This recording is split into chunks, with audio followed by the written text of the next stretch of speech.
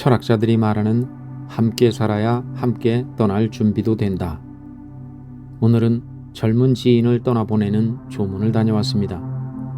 조문을 마치고 돌아오는 길 마음 한편이 오래도록 무거웠습니다. 슬픔보다 먼저 찾아온 감정은 부부는 어떻게 살아야 하는가 라는 질문이었습니다. 내가 생각하는 부부란 좋을 때만 서로를 바라보는 관계가 아니라 힘들 때일수록 더 가까이 다가가 상대의 마음과 상태를 살피고 보듬어주는 사이라고 생각합니다. 오늘의 조문은 그 사실을 다시 한번 깊이 느끼게 했습니다. 고인은 전도 유망한 공무원이었고 아내는 간호사로 근무하고 있었습니다. 두 사람은 최근 모두가 부러워하는 지역으로 이사를 하였고 아이들 학교를 옮기고 금전적인 정리와 여러 현실적인 문제들 속에서 적지 않은 스트레스를 받고 있던 상황이었다고 합니다. 남편은 지친 일상을 잠시 쉬고자 금요일 하루 연가를 냈고 저녁 무렵 거실 소파에서 잠이 들었습니다. 야간 근무를 마치고 돌아온 아내는 안방에서 잠을 자고 일어난 뒤 소파에서 자고 있는 남편을 확인했습니다. 이미 심정지 상태임을 알아차려 119에 신고해 병원으로 옮겼지만 끝내 사망 판정을 받았다고 합니다. 너무나도 갑작스럽고 안타까운 일이었습니다. 평소 내가 알던 그는 특별한 지병도 없었고 신체적으로도 건강해 보였습니다. 그래서 더욱 믿기 어려웠고 그래서 더욱 마음이 아팠습니다. 조문을 하며 문득 이런 생각이 들었습니다. 혹시 부부 사이의 소통이 조금은 부족하지 않았을까? 몸이 보내는 작은 신호들을 너무 가볍게 넘기지는 않았을까? 내 몸은 내가 가장 잘 안다고 믿으며 정작 스스로를 충분히 살피지 못한 것은 아니었을까? 오는 것은 순서가 있어도 가는 것은 순서가 없다는 옛말이 떠올랐습니다. 이 말은 늘 알고 있었지만 오늘은 그 의미가 다르게 다가왔습니다. 특히 마음에 남은 것은 부부가 헤어지기로 결심하지 않는 이상 가급적 한 이불 속에서 함께 지내야 한다는 생각이었습니다. 요즘은 부부가 각방을 쓰는 일이 그리 낯설지 않지만 작은 거리 하나가 서로의 상태를 살피지 못하게 만들고 결정적인 순간에 골든타임을 놓치게 할 수도 있겠다는 생각이 들었습니다. 부부싸움은 칼로 물베기라는 옛말이 있습니다. 그러나 불편함을 외면하고 거리를 두는 시간이 길어질수록 그 물은 다시 합쳐지지 않고 점점 더 멀어지기만 합니다.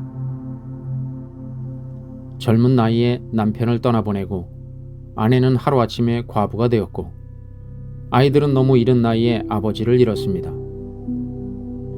그 현실 앞에서 무슨 말이 위로가 될 수 있겠습니까? 우리는 열심히 사는 법에 대해서는 끊임없이 이야기하지만 정작 건강하게 살아가는 법, 그리고 혹시 모를 죽음에 대비하는 일에 대해서는 너무 쉽게 미뤄두고 사는 것은 아닐까 하는 생각이 들게 합니다. 어떻게 사느냐도 중요하지만 삶 속에서 죽음을 함께 준비하는 일 또한 그와 다르지 않게 중요하다는 생각이 들었습니다. 삶과 죽음은 결코 분리된 것이 아니기 때문입니다. 아마 철학자들 역시 삶과 죽음을 따로 떼어 생각하지 않았을 것입니다. 죽음을 의식할수록 삶은 더 조심스러워지고 사람은 더 다정해지며 관계는 더 소중해집니다.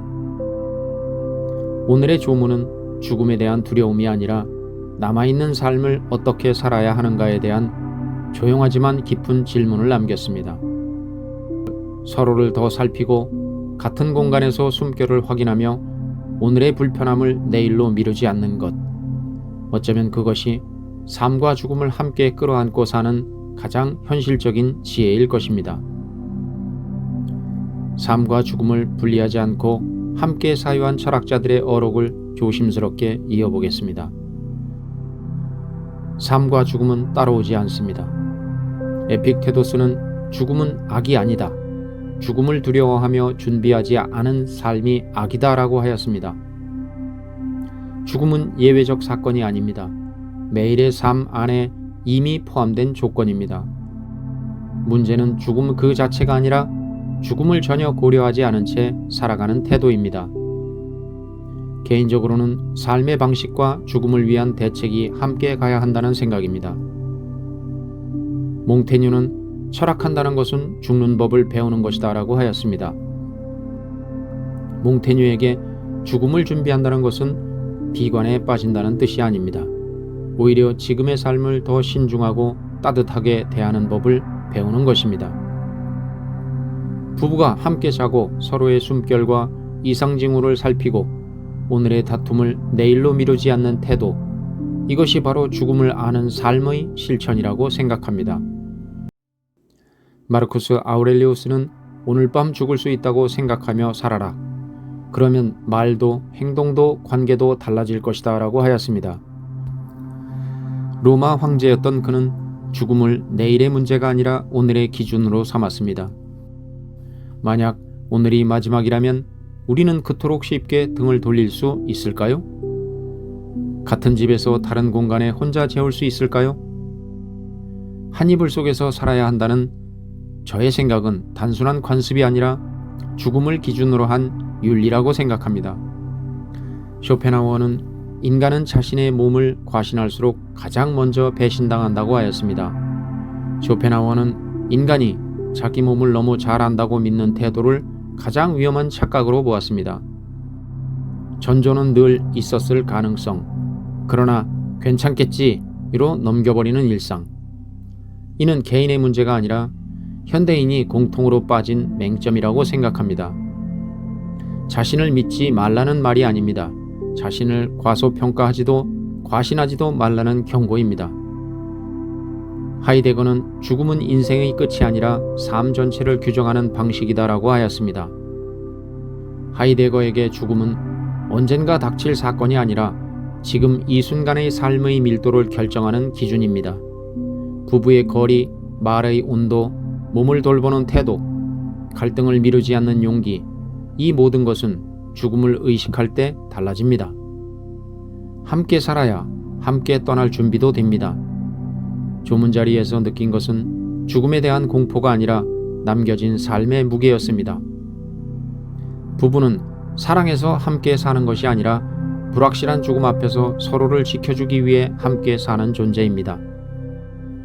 삶을 잘 사는 것과 죽음을 준비하는 것은 서로 다른 일이 아니라 생각합니다. 오늘 서로의 얼굴을 한 번 더 보고 같은 공간에서 숨소리를 확인하고 몸의 신호를 가볍게 넘기지 않는 것, 그것이 철학자들이 말한 가장 현실적인 삶과 죽음의 지혜일 것입니다. 이 글을 쓰면서 삼가 고인의 명복을 빕니다. 공감이 되신다면 구독과 좋아요를 정중히 부탁드립니다. 시청해 주셔서 대단히 감사합니다.